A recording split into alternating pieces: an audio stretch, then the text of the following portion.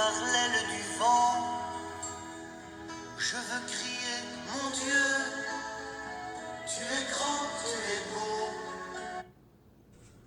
Mes chers frères et sœurs, une seule chose je nous propose aujourd'hui pour notre méditation. L'excellence est le tenant des chrétiens. Un chrétien, c'est un être de l'excellence. Un chrétien, c'est un excellent. Avant Jésus-Christ, les philosophes ont invité l'homme à l'excellence. Évade-toi de ta propre prison. Pourquoi? Mais parce qu'à leur époque, l'excellence était l'apanage d'une catégorie de personnes. En disant évade-toi de ta propre prison, les philosophes invitaient l'homme à l'excellence. Malheureusement, cela n'a pas pu voir le jour. Jésus-Christ arrive, il rentre dans le monde, il vient opérer une révolution, un retournement dans la façon de voir les choses. Il vient démocratiser l'excellence. Ce n'est plus l'apanage d'une catégorie de personnes, l'excellence est l'apanage de tout être vivant. Si tout être vivant est appelé à l'excellence, cela veut dire qu'un chrétien, c'est un être de l'excellence. Un chrétien est un excellent. Dans l'évangile de Saint Luc que nous avons écouté, Jésus choisit 12 apôtres pour l'aider dans sa mission d'annoncer le règne de Dieu de ville en village. Nous le savons bien, la majorité parmi ces 12 étaient des gens du bas peuple. Pour la haute classe, c'était des médiocres. Jésus arrive, il choisit les médiocres pour faire d'eux des excellents. Il les apprend qu'eux aussi ont quelque chose à apporter dans la construction du règne de Dieu. Eux aussi ont de la valeur. Il les enseigne la culture de l'excellence. Avec les 12, il choisit aussi les femmes. Suzanne, Jeanne et Marie-Madeleine. Saint Luc nous a donné quelques noms. C'est une révolution, chers frères et sœurs. Parce que dans la tradition juive, une femme, sa place, c'est à la maison. S'occuper de son mari, s'occuper de ses enfants. Son rôle, c'est faire des enfants. La femme n'a pas le droit de parole devant un homme. Mais Jésus arrive, il choisit aussi les femmes. C'est pour dire qu'il les invite, elles aussi, à l'excellence. Il les enseigne qu'elles aussi ont quelque chose à apporter dans la construction du règne de Dieu. Il les enseigne qu'elles aussi ont de la valeur. En choisissant les hommes et les femmes, il déclare l'égalité. L'homme égal à la femme égale à l'homme. Et ainsi, il les invite tous et toutes à la culture de l'excellence. C'est pourquoi dans la première lecture, Paul invite Timothée à ne pas tomber dans la médiocrité, les disputes interminables, les soupçons, l'envie d'argent. Ce sont des signes de la médiocrité. Seul un médiocre tombe dans les disputes inutiles de la bassesse. Seul un médiocre est soupçonné. Seul un médiocre a le temps de chercher qui fait quoi, qui fait ci. Seul un médiocre se sert de l'Église pour s'enrichir.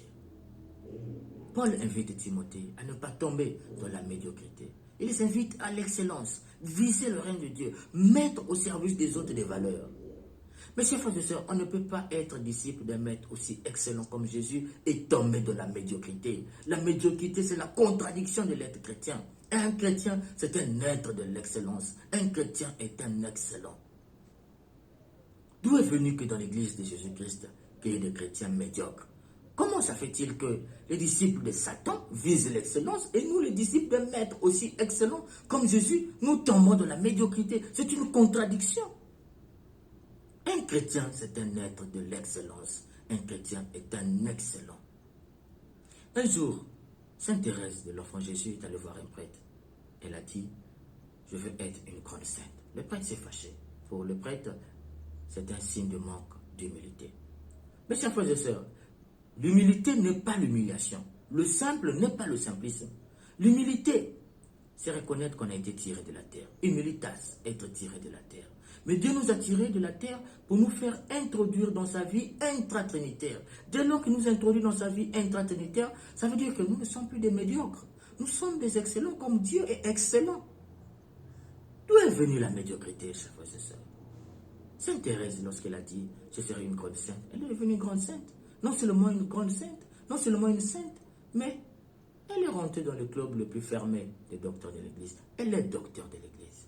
C'est pour te dire, vise toujours l'excellence dans tout ce que tu as fait. Vise toujours l'excellence dans tout ce que tu fais. Car fais ce que tu aimes, c'est la liberté. Mais aime ce que tu fais, c'est le bonheur. Trouve le bonheur dans ce que tu fais. Ce que tu fais, fais-le bien.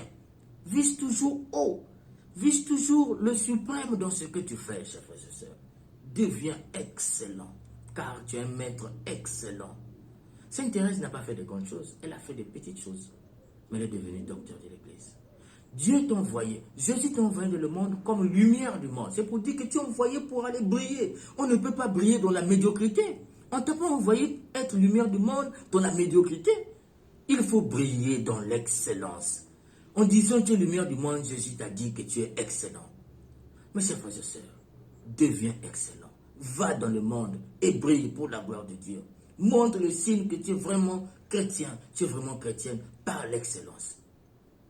Que Dieu nous aide à être des chrétiens qui font la culture de l'excellence. Car on ne peut pas construire le règne de Dieu dès ici-bas dans la médiocrité. Qui nous aide à être des chrétiens de l'excellence, à toujours viser l'excellence dans ce que nous avons à faire, aujourd'hui et demain, et pour les siècles des siècles. Amen. Dieu vivant, Dieu très haut, tu es le Dieu d'amour. Mon Dieu, tu es grand, tu es beau.